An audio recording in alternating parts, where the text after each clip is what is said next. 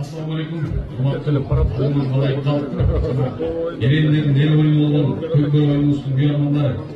Bardığınızlarda Kırgız Автономиялык обласының түзүлгөнүнө 100 жылдыгы мааракеси жана Талас областынын түзүлгөнүнө 80 жылдык мааракеси менен бардığınızдар өзүңүздөр көргөндөй Көкбел oyunu ата бабадан калган салтыбыз элибизде жана спорт катары жакшы жетишкендиктерге жетишип келатат.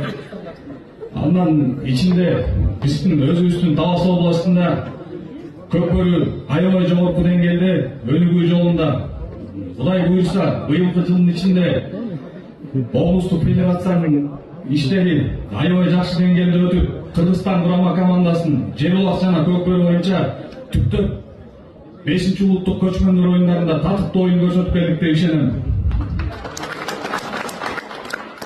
Бүгүнкү оюндарды өткүзүп берип аткан Кыргыз Республикасынын президентинин Талас областында ыйгарым укуктуу өкүлү Эркин Жумаевичке жана уюштуруучу жамаатка ыраазычылык билдирип кетмекчимин.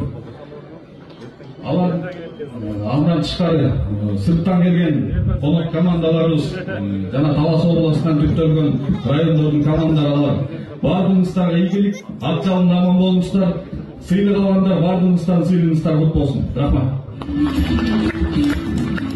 Чыгармашылык билдиребиз. Харбайым Талас облусунун ынтымак командасы элибиздин журтубуздун намысын коргоо атчалындагы азаматтарыбыз алат мүдүрүлбөй аман жүрүшүнө тилектешпиз. Кадырлан улуу